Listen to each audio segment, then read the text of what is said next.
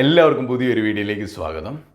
നമ്മൾ ഒരുപാട് സ്നേഹിക്കുന്ന ഒരു വ്യക്തി നമ്മളെ അവഗണിച്ച് കഴിയുമ്പോഴത്തേക്കും നമുക്കത് താങ്ങാൻ പറ്റത്തില്ല, ഉൾക്കൊള്ളാൻ പറ്റത്തില്ല, നമുക്ക് ഭയങ്കര വിഷമാവും. നമ്മൾ വേഗം തന്നെ ആ ഒരു സിറ്റുവേഷൻ ഫിക്സ് ചെയ്യാൻ നോക്കും. എങ്ങനെയെങ്കിലും നമ്മളെ ഇങ്ങനെ അവഗണിക്കുന്ന ആളെ ആ ഒരു പഴയ സ്നേഹത്തിലേക്ക് തിരിച്ചു കൊണ്ടുവരാനായിട്ട് ശ്രമിക്കും. പലപ്പോഴും പരാജയമായിരിക്കും ഫലം. തന്നെയല്ല, കൂടുതൽ അവർ നമ്മളിൽ നിന്ന് അകന്നു പോകുന്നതൊക്കെ കാണാനായിട്ട് സാധിക്കും. അപ്പോൾ ഇന്നത്തെ വീഡിയോയിൽ ഞാൻ പറയാൻ പോകുന്നത്, നിങ്ങൾ സ്നേഹിക്കുന്ന വ്യക്തി നിങ്ങളെ അവഗണിക്കുകയാണെങ്കിൽ നിങ്ങളിങ്ങനെ നിരാശപ്പെട്ട് തകർന്നു പോകേണ്ട ഒരു കാര്യമില്ല. വളരെ സിമ്പിളായിട്ട് തന്നെ നമുക്ക് അവരെ തിരിച്ചു കൊണ്ടുവരാനായിട്ട് പറ്റും. അപ്പോൾ ഈ 3 കാര്യങ്ങൾ നിങ്ങളൊന്ന് ചെയ്താൽ മതി, വളരെ എഫക്റ്റീവാണ്. അപ്പോൾ വീഡിയോ ഇഷ്ടപ്പെടുകയാണെങ്കിൽ തീർച്ചയായിട്ടും ഒന്ന് ലൈക്ക് ചെയ്യാനായിട്ടും മറക്കരുത്. ഒന്നാമതായിട്ട് സ്റ്റേ കാം ആൻഡ് കമ്പോസ്ഡ് എന്നുള്ളതാണ്. അതായത് നമ്മൾ വളരെ ശാന്തമായിട്ട് കൂളായിട്ട് ഹാപ്പി ആയിട്ടിരിക്കുക എന്നുള്ളതാണ്.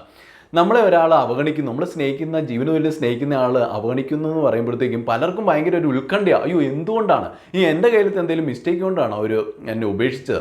അപ്പോൾ നമ്മളിങ്ങനെ അവസാനം നമ്മൾ സംസാരിച്ചപ്പോൾ എന്തെങ്കിലും മിസ്റ്റേക്ക് എൻ്റെ കയ്യിൽ നിന്ന് പറ്റിയോ? പിന്നെ നമ്മൾ പഴയ ചാറ്റൊക്കെ എടുത്ത് വീണ്ടും ഇങ്ങനെ അരിച്ചു പറക്കി നോക്കും. ഞാൻ പറഞ്ഞതിൽ എന്തെങ്കിലും തെറ്റുണ്ടായോ, അല്ലെങ്കിൽ ഞാൻ പറഞ്ഞത് അവർക്ക് ഇഷ്ടപ്പെട്ടില്ലേ? അപ്പോൾ നമുക്ക് വല്ലാത്തൊരു ആകുലതയാണ്, ഉത്കണ്ഠയാണ്. എന്തുകൊണ്ടാണ് ഈ വ്യക്തി എന്നോട് ഇപ്പോൾ അവൻ അല്ലെങ്കിൽ അവൾ എനിക്കിപ്പോൾ മെസ്സേജ് തരാത്ത, എന്തുകൊണ്ട് എന്നെ അവഗണിക്കുന്നു, എന്തുകൊണ്ട് എന്നെ കോൺടാക്റ്റ് ചെയ്യുന്നില്ല? അപ്പോൾ നമ്മൾ പഴയ പോലെ തന്നെ ആ ഒരു കോൺടാക്റ്റ് പുതുക്കാനായിട്ട് നമ്മളിങ്ങനെ ഓടി നടക്കുകയാണ്. ഈ പ്രശ്നം എങ്ങനെയെങ്കിലും നമ്മൾ പരിഹരിക്കാനായിട്ട് നോക്കുന്നു. അത് തന്നെയല്ല, അപ്പോൾ ഇവിടെ നമ്മൾ പ്രധാനമായിട്ട് ചിന്തിക്കേണ്ട ഒരു കാര്യം, ഇത് നമ്മൾക്ക് എന്തനുഭവിക്കേണ്ടി വരുന്നു എന്നുള്ളതല്ല, നമ്മൾ എങ്ങനെ ഈ ഒരു സിറ്റുവേഷനോട് പ്രതികരിക്കുന്നു, എങ്ങനെ ഇതിനോട് റിയാക്ട് ചെയ്യുന്നു, റെസ്പോണ്ട് ചെയ്യുന്നു എന്നുള്ളതാണ് പ്രധാനം. കൈവിട്ട് പോയ വാക്ക് നമുക്ക് തിരിച്ചെടുക്കാനായിട്ട് പറ്റത്തില്ല. പലരും ഇങ്ങനെയുള്ള ഒരു സിറ്റുവേഷനിൽ തകർന്ന് തരിപ്പണമായി പോയിട്ട് വളരെ മോശമായ രീതിയിൽ റിയാക്ട് ചെയ്യും, വളരെ നെഗറ്റീവായിട്ടുള്ള രീതിയിൽ റിയാക്ട് ചെയ്യും. എന്തുകൊണ്ട് നീ എനിക്ക് മെസ്സേജ് തരുന്നില്ല, എന്തുകൊണ്ട് ഉപേക്ഷിച്ചു പോയി? അപ്പോൾ അതിന് എക്സ്പ്ലനേഷൻ കൊടുക്കാൻ ഡിമാൻഡ് ചെയ്യും, അവരെ ഇങ്ങനെ കമ്പൽ ചെയ്യും. അപ്പോൾ നമ്മൾ മനസ്സിലാക്കേണ്ട ഒരു കാര്യം, നമുക്ക് എല്ലാ സിറ്റുവേഷൻസും നമുക്ക് കൺട്രോൾ ചെയ്യാൻ പറ്റത്തില്ല. ചില കാര്യങ്ങൾ നമ്മുടെ കൺട്രോളിൽ ഒതുങ്ങുന്നവയല്ല. നമ്മുടെ കൺട്രോളിൽ ഒതുങ്ങുന്നവയെ മാത്രമേ നമ്മൾ കൺട്രോൾ ചെയ്യാൻ സാധിക്കത്തുള്ളൂ, അല്ലെങ്കിൽ അതിന് ശ്രമിക്കാവുള്ളൂ. നമുക്ക് കൺട്രോൾ ചെയ്യാൻ പറ്റാത്ത കാര്യങ്ങളെ നമ്മൾ കൺട്രോൾ ചെയ്യാൻ പോയി കഴിഞ്ഞാൽ അത് കൂടുതൽ ഔട്ട് ഓഫ് കൺട്രോൾ ആയി പോകത്തേ ഉള്ളൂ, കൂടുതൽ പ്രശ്നം വഷളാവും. അപ്പോൾ നിങ്ങൾക്ക് അവളുടെ ഇമോഷൻസിനെ, അവളുടെ തിങ്കിങ്ങിനെ, അല്ലെ അവൻ്റെ തോട്ട് പാറ്റേണെ, അവൻ എങ്ങനെ ചിന്തിക്കുന്നു, ഇതൊന്നും നിങ്ങൾക്ക് മാറ്റാനായിട്ട് സാധിക്കത്തില്ല. നിങ്ങൾക്ക് മാറ്റാനായിട്ട് സാധിക്കുന്നത്, കൺട്രോൾ ചെയ്യാനായിട്ട് സാധിക്കുന്നത് നിങ്ങളുടെ തന്നെ റിയാക്ഷനെയാണ്. അപ്പം നിങ്ങൾ ആ സിറ്റുവേഷനോട് എങ്ങനെ പ്രതികരിക്കുന്നു, അതാണ് വളരെയധികം ഇമ്പോർട്ടൻറ്റ്.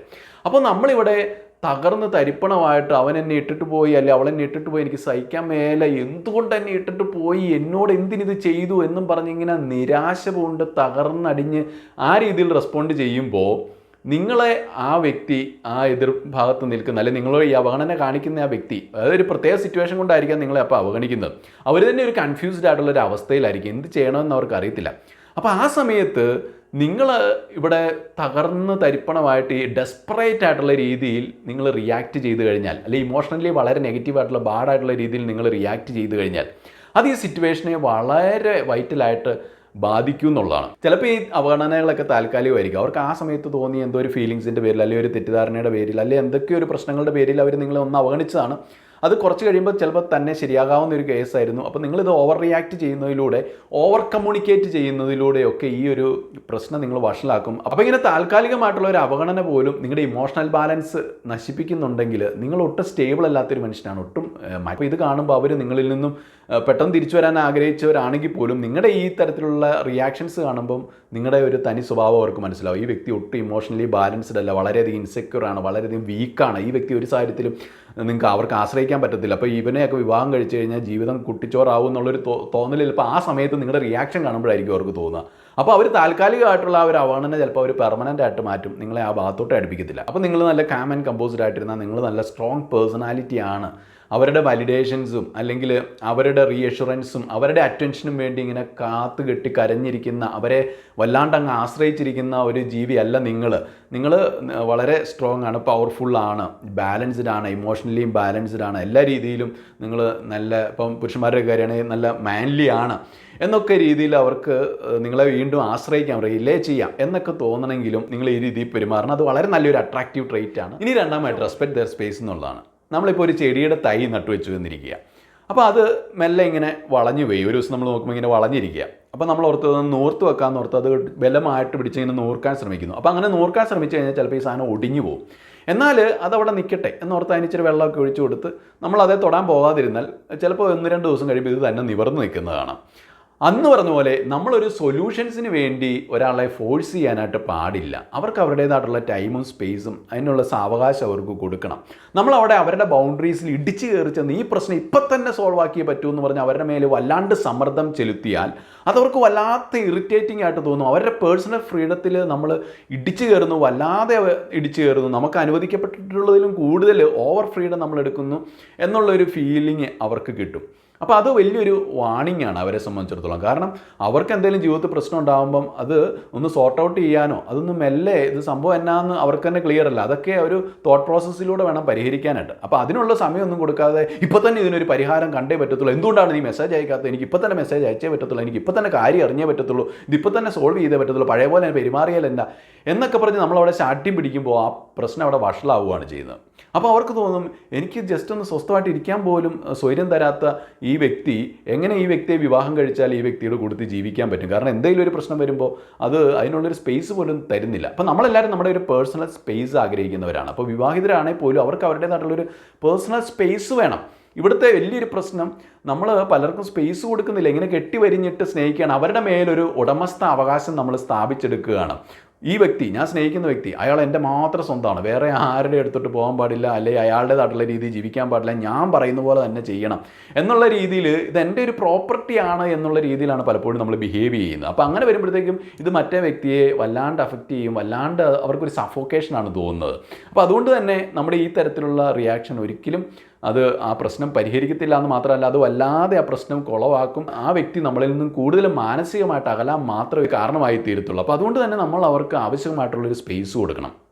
അപ്പോൾ അവർക്ക് മനസ്സിലാവും നമ്മൾ എത്ര മാച്യൂർ ആയിട്ടുള്ളൊരു പേഴ്സണാണ്. അവർക്കൊരു പ്രശ്നം വന്നപ്പോൾ നമ്മളത് പെട്ടെന്ന് അവരെ ഇങ്ങനെ ഫോഴ്സ് ചെയ്തൊരു സൊല്യൂഷൻ ഉണ്ടാക്കിക്കുന്നില്ല. തന്നെയല്ല, നമുക്ക് ആ കൂട്ടത്തിൽ ഇങ്ങനെ വേണമെങ്കിൽ സമാധാനമായിട്ടൊരു മെസ്സേജ് അയക്കാം. അല്ലെങ്കിൽ കുറച്ച് സമയമായിട്ട് മെസ്സേജസ് ഒന്നും കാണുന്നില്ലല്ലോ, എന്ത് പറ്റി, എന്തെങ്കിലും പ്രശ്നം പറ്റിയോ, എന്നോട് തുറന്ന് പറയാവുന്നതാണെങ്കിൽ പറഞ്ഞോളൂ, നമുക്ക് എല്ലാ കാര്യത്തിനും ഞാൻ കൂടെയുണ്ട്, എല്ലാ സപ്പോർട്ടും ഉണ്ട്.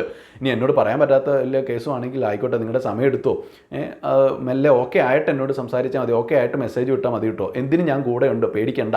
ഇങ്ങനെ 2 വാക്കുകൂടെ അങ്ങ് ഡയലോഗ് അങ്ങ് അടിച്ചു വിട്ട് കഴിഞ്ഞാൽ അവരൊരിക്കലും നിങ്ങളെ ബ്ലോക്ക് ചെയ്യാൻ പോകുന്നില്ല. അല്ലാതെ നമ്മൾ അങ്ങോട്ട് പാരാഗ്രാഫിന് കണക്ക് മെസ്സേജ് അയക്കുമ്പോഴാണ് അവർക്ക് ഇറിറ്റേഷൻ തോന്നിയിട്ട് അവർ നമ്മളെ ബ്ലോക്ക് ചെയ്ത് വിടുന്നത്. കുറച്ച് കഴിയുമ്പോൾ അവർ വീണ്ടും അൺബ്ലോക്ക് ചെയ്യും, വീണ്ടും നമ്മൾ അതിൻ്റെ ഇടയ്ക്കിടെ കയറി പിന്നെ മെസ്സേജ് വിടാൻ പോകും, അപ്പോൾ അവർ വീണ്ടും അൺബ്ലോക്ക് ചെയ്യുന്നതാണ്. അപ്പോൾ അതുകൊണ്ട് നിങ്ങൾ മനസ്സിലാക്കേണ്ടത് ഇതൊക്കെ നമ്മൾ ഭയങ്കര സ്നേഹത്തിന് വേണ്ടി നീഡിയാണ്. അവരെ വല്ലാണ്ട് നമ്മൾ ഇമോഷണലി ആശ്രയിക്കുന്നു. അവരില്ലേ നമ്മളങ്ങ് തകർന്നു പോകും, അവരെ ചാരിയാണ് നമ്മൾ നിൽക്കുന്നത്. അവരൊന്ന് പിൻവലിഞ്ഞാൽ നമ്മൾ താഴെ വീഴുമെന്നുള്ളൊരു സന്ദേശമാണ് അവർക്ക് നൽകുന്നത്. എന്നാൽ നമ്മളിങ്ങനെ വളരെ മനോഹരമായിട്ടുള്ള രീതിയിൽ, പോസിറ്റീവായിട്ടുള്ള രീതിയിൽ അവർക്കുള്ള സപ്പോർട്ട് നമ്മൾ വാഗ്ദാനം ചെയ്യുന്നു. എന്നാൽ ഒരു കാര്യത്തിനും അവരെ നമ്മൾ പ്രഷർ ചെയ്യുന്നില്ല. ഇങ്ങനെ ഒരു ഈ പ്രശ്നത്തിനൊരു ഈ അവഗണനയ്ക്കൊരു സൊല്യൂഷൻ ഉണ്ടാക്കാനൊന്നും നമ്മൾ അവരെ പ്രഷർ ചെയ്യുന്നില്ല. അവരുടെ പ്രശ്നം പരിഹരിക്കാനുള്ള സമയവും സാവകാശവും ഒക്കെ അവർക്ക് നമ്മൾ കൊടുക്കുന്നു. എന്നിട്ട് നമ്മൾ മാറി നിൽക്കുന്നു. അപ്പോൾ നമ്മൾ എപ്പോഴും ചെയ്യേണ്ടത് ഇങ്ങനെ ഒരു അവഗണന നേരിടുമ്പോൾ ഒരു സ്റ്റെപ്പ് പുറകോട്ട് എടുക്കുക എന്നുള്ളതാണ്. അല്ലാതെ 10 സ്റ്റെപ്പ് മുന്നോട്ടെടുത്ത് അവരെ ഇടിച്ചു വീഴ്ത്തുകയല്ല ചെയ്യേണ്ടത്. നമ്മൾ പയ്യെ പുറകോട്ട് വലിയുക. അപ്പോൾ അങ്ങനെ പുറകോട്ട് വലിയുമ്പോൾ ഈ പുലി പതുങ്ങുന്നത് കൂടുതൽ ശക്തിയോടെ തിരിച്ചു ചാടാനാന്ന് പറഞ്ഞ പോലെ നമ്മളിങ്ങനെ പുറകോട്ട് സ്റ്റെപ്പ് എടുത്ത് വെക്കുമ്പോൾ അവർക്ക് മനസ്സിലാവും, അപ്പോൾ ഇവർക്ക് നല്ല ഇമോഷണൽ ഇൻ്റലിജൻസ് ഉണ്ട്, ഇവർ നല്ല പവർഫുള്ളായിട്ടുള്ള ഒരു വ്യക്തിയാണ്, സെൽഫ് റെസ്പെക്റ്റ് ഉള്ള വ്യക്തിയാണ്, സ്നേഹത്തിന് വേണ്ടി ബെഗ് ചെയ്യാത്തവരാണ്, അല്ലെങ്കിൽ സ്നേഹത്തിന് അത്ര നീഡിയല്ല, അല്ലെങ്കിൽ എൻ്റെ വാലിഡേഷൻ എപ്പോഴും നോക്കുന്നവരല്ല, അല്ലെങ്കിൽ എൻ്റെ ഒരു റീഅഷുറൻസിനും എൻ്റെ ഒരു അറ്റൻഷനും വേണ്ടി കെഞ്ചി നടക്കുന്നവരല്ല. അവർക്ക് അവരുടേതായിട്ടുള്ള സെൽഫ് റെസ്പെക്റ്റ് ഉണ്ട്. അതിനല്ലേ എനിക്ക് എൻ്റേതായിട്ടുള്ള ഫ്രീഡം അവർ അനുവദിക്കുന്നു. അപ്പോൾ അവരത്ര വിശാല മനസ്കരാണ്, ഉദാര മനസ്കരാണ്. അങ്ങനെയൊക്കെ ഫീൽ ചെയ്ത് കഴിയുമ്പം അവർക്ക് തന്നെ അവർ പോലും അറിയാതെ ഈ പ്രശ്നം അവർ നിങ്ങളോട് ഷെയർ ചെയ്യാനായിട്ടുള്ള ഒരു ചിന്ത അവരുടെ മനസ്സിൽ വരും. അപ്പം നിങ്ങൾ ചോദിക്കാതെ തന്നെ അവർ കുറച്ച് കഴിയുമ്പം നിങ്ങളുടെ ഈ ഒരു അപ്രോച്ച് കൊണ്ട് അവരെന്ത് ചെയ്യും, നിങ്ങളോട് ഈ പ്രശ്നമൊക്കെ ഷെയർ ചെയ്യും. അപ്പോഴും നിങ്ങൾ ചെയ്യേണ്ടത് ഒരുപാട് ഉപദേശമൊന്നും അവർക്ക് കൊടുക്കേണ്ട, അത് ജസ്റ്റ് കേട്ടിരിക്കുക. നമ്മൾ ഒരു വ്യക്തിയായിട്ട് സംസാരിക്കുമ്പോൾ നമുക്ക് 2 കാതും ഒരു വായും ഉണ്ടാവണം എന്നാണ് പറയുക. അതായത് നമ്മൾ സംസാരം കുറയ്ക്കുക, കേൾവി കൂട്ടുക. അതായത് പറയുന്നതിലും അധികം നമ്മൾ കേൾക്കാൻ ശ്രമിക്കുക. എന്നിട്ട് ആ വ്യക്തിയെ മനസ്സിലാക്കി എന്നുള്ളൊരു ഫീൽ അവർക്ക് കൊടുക്കുക. അപ്പോൾ അവർക്ക് മനസ്സിലാവും, ഈ വ്യക്തി ഞാൻ പറയണതൊക്കെ മനസ്സിലാക്കുന്നുണ്ട്. അപ്പോൾ ആ രീതിയിലാണ് നമ്മളവിടെ അപ്രോച്ച് ചെയ്യേണ്ടത്. അല്ലാതെ നമ്മൾ ഒരു സഡൻ റെസൊല്യൂഷന് വേണ്ടിയിട്ട് അവരെ നിർബന്ധിച്ചുകൊണ്ടിരുന്ന അത് ബാക്ക് ഫയർ ചെയ്യും. അതായത് ഉദ്ദേശിച്ചതിൻ്റെ വിപരീത ഫലമായിരിക്കും ഉണ്ടാവുക. ഇനി മൂന്നാമായിട്ട് മോട്ടിവേറ്റ് ദം എന്നുള്ളതാണ്. എല്ലാ ദിവസവും നമുക്ക് ആ ഒരു കണക്ഷൻ നിലനിർത്താൻ, ഇപ്പോൾ ഇവിടെ അവർ നമ്മളോട് മെസ്സേജ് അയക്കുന്നില്ല, അല്ലെങ്കിൽ നമ്മളോട് കമ്മ്യൂണിക്കേറ്റ് ചെയ്യുന്നില്ലാത്തൊരവസ്ഥയിൽ നമ്മൾ ചെയ്യേണ്ടത് ഒന്നുകിൽ അവർക്ക് എല്ലാ ദിവസവും അധികം നിങ്ങൾ അയക്കേണ്ട, അവർക്ക് ശല്യമായിട്ട് തോന്നും, ഒരു വാക്കെങ്കിലും അവരെ മോട്ടിവേറ്റ് ചെയ്യുന്ന രീതിയിലുള്ള എന്തെങ്കിലുമൊക്കെ നല്ല കൊട്ടേഷൻസ് കണ്ടുപിടിച്ചിട്ട് അവരുടെ ആ ഒരു സിറ്റുവേഷൻസിന് യോജിച്ച് അവരെ പ്രോത്സാഹിപ്പിക്കുന്ന രീതിയിലുള്ള, ഒരിക്കലും അവരെ കുറ്റപ്പെടുത്തുന്നോ താഴ്ത്തി കിട്ടുന്നോ കുത്തുവാക്ക് പറയുന്ന രീതിയിലുള്ള മോട്ടിവേഷൻ ആയിരിക്കരുത്, അല്ല അങ്ങനത്തെ വാക്കുകളോ കൊട്ടേഷനോ ആയിരിക്കരുത്. അവരെ ശരിക്കും മോട്ടിവേറ്റ് ചെയ്യുന്ന രീതിയിലുള്ള, അവർക്ക് ആ ഒരു സിറ്റുവേഷനിൽ ഹെൽപ്ഫുൾ ആയിട്ടുള്ള രീതിയിലുള്ള നല്ല കൊട്ടേഷൻസ് അവർക്ക് അയച്ചു കൊടുക്കുക. അപ്പോൾ രാവിലെ ഒരെണ്ണം അയച്ചു കൊടുക്കാം, വേണേൽ ഉറങ്ങുന്നതിന് മുമ്പ് ഒരു ഗുഡ് നൈറ്റ് പറഞ്ഞിട്ട് അങ്ങനെ അയച്ചു കൊടുക്കാം. അപ്പോൾ അവർ നമ്മളെ അവഗണിക്കുന്നു എന്നുള്ളതല്ലേ ഉള്ളൂ, ആ ഒരു പ്രശ്നമൊന്നും അവർ പറഞ്ഞിട്ടുണ്ടാവില്ല. അപ്പോൾ നമ്മളൊന്നും പറയാതെ തന്നെ ഈ ഒരു ചെറിയ രീതിയിൽ ഈ പറഞ്ഞ രാവിലെ വൈകുന്നേരം 2 മോട്ടിവേഷൻ അയച്ചാൽ മതി. ഇനി അതിൻ്റെ പേരിൽ അവർ നിങ്ങളെ ബ്ലോക്ക് ചെയ്യുന്നുണ്ടെങ്കിൽ ബ്ലോക്ക് ചെയ്തോട്ടെ. അപ്പോൾ നിങ്ങൾക്ക് നിങ്ങളുടെ സ്റ്റാറ്റസിൽ വീണ്ടും ഇതുപോലെ ഒരു നല്ല മോട്ടിവേറ്റിംഗ് ആയിട്ടുള്ള വാക്കുകൾ ഇടാം. അല്ലാതെ അവരെ കുറ്റപ്പെടുത്താൻ പോവുകയോ ബ്ലെയിം ചെയ്യാൻ പോവുകയോ ഒന്നും ചെയ്യരുത്. അപ്പോൾ ഈ രീതിയിൽ നമ്മൾ ചെയ്യുമ്പോൾ കുറച്ച് കഴിയുമ്പോൾ അവർക്ക് തന്നെ തോന്നും, കൊള്ളാമല്ലോ, ഇവരെയൊക്കെ ഇത്രയൊക്കെ അവഗണിച്ചിട്ട് ഇവർ നല്ല മോട്ടിവേറ്റിംഗ് ആയിട്ടുള്ള വാക്കുകൾ അയക്കുന്നു, നല്ല എൻകറേജിങ് ആയിട്ടുള്ള കാര്യങ്ങൾ വിടുന്നു, എന്നെ വീണ്ടും പ്രോത്സാഹിപ്പിക്കുന്നു. അപ്പോൾ ഇവർക്ക് എന്നോട് ട്രൂ ലവ് ഉണ്ട്. ഇനി ചില അവസരങ്ങളിൽ ഈ പെൺകുട്ടികളൊക്കെ ആണെങ്കിലും ചിലപ്പോൾ നമ്മളെ പരീക്ഷിക്കാൻ വേണ്ടിയിട്ടുമായിരിക്കും, നമ്മുടെയൊക്കെ റിയാക്ഷൻ എങ്ങനെയാണെന്നൊക്കെ അറിയാനായിരിക്കും ഇങ്ങനെയൊക്കെ ചെയ്യുക. അപ്പോഴും നമ്മൾ നമ്മുടെ ആ ഒരു മോറൽ സ്ട്രെങ്തും അല്ലെങ്കിൽ ഇമോഷണൽ സ്ട്രെങ്തും നമ്മുടെ ആ ഒരു മച്യൂരിറ്റിയും എല്ലാം കാണിച്ചു കൊടുക്കാനുള്ള പൗരുഷവും നമ്മുടെ ആ ഒരു ശരിയാക്കിയുള്ള റിയൽ ക്യാരക്ടറും ഒക്കെ കാണിച്ചു കൊടുക്കേണ്ടത് ഈ രീതിയിലാണ്. നമ്മളെങ്ങനെയാണേലും വളരെ പോസിറ്റീവായിട്ട് മാത്രമേ റിയാക്ട് ചെയ്യത്തുള്ളൂ എന്നുള്ള രീതിയിൽ, അല്ലെങ്കിൽ എന്ത് കാര്യത്തിനും അവരുടെ കൂട്ടത്തിൽ ഉണ്ട്, അവരെ മോട്ടിവേറ്റ് ചെയ്യാനും സപ്പോർട്ട് ചെയ്യാനും കൂടെ കൊണ്ടു നടക്കാനൊക്കെ നമ്മളുണ്ട്, എന്തിനും റെഡി ആയിട്ട് നിൽക്കുകയാണ് എന്നുള്ള രീതിയിൽ. ഇനി ഇതോടൊപ്പം തന്നെ ഇവർ നമ്മളോട് അവഗണിച്ചു എന്ന് പറഞ്ഞിട്ട് നമ്മുടെ നോർമൽ ലൈഫ് നമ്മളോട് നിർത്തിക്കളയരുത്. അല്ലെ അവരുടെ ആ റെസ്പോൺസും പ്രതീക്ഷിച്ച്, അവരുടെ ഒരു മെസ്സേജും പ്രതീക്ഷിച്ച്, അവരുടെ കോളും പ്രതീക്ഷിച്ച് നമ്മളിങ്ങനെ നോക്കിയിരിക്കരുത്. അങ്ങനെ നോക്കിയിരിക്കുമ്പോഴാണ് നമുക്ക് വല്ലാണ്ട് ബോറടിച്ചിട്ട് വീണ്ടും നമുക്ക് അവരെ എങ്ങനെയെങ്കിലും അവരോട് കമ്മ്യൂണിക്കേറ്റ് ചെയ്യാതെ ഇരിക്കാൻ പറ്റത്തില്ല, നമ്മളെ തന്നെ കൺട്രോൾ ചെയ്യാൻ പറ്റാത്തൊരവസ്ഥ വരുന്നത്. അപ്പം നമ്മൾ ചെയ്യേണ്ടതെന്ന് വെച്ചാൽ നമ്മുടെ നോർമൽ ലൈഫ് തുടരുക, നമ്മൾ പുതിയ പുതിയ ഹോബികളിൽ മുഴുകുക, എൻ്റർടൈൻമെൻറ്റുകളിൽ മുഴുകുക, നമ്മുടെ ലൈഫ് നോർമലായിട്ടുള്ള രീതി ആസ്വദിച്ചുകൊണ്ടേ പോവുക. അല്ലാതെ നമ്മുടെ റിലേഷൻഷിപ്പിലൂടെ ഇച്ചിരി പ്രശ്നം ഉണ്ടായെന്ന് പറഞ്ഞിട്ട് നമ്മൾ മുഴുവൻ ടെൻഷൻ അടിച്ചിട്ട് നമ്മുടെ ലൈഫ് ഒരിക്കലും സ്പോയിൽ ചെയ്യരുത്.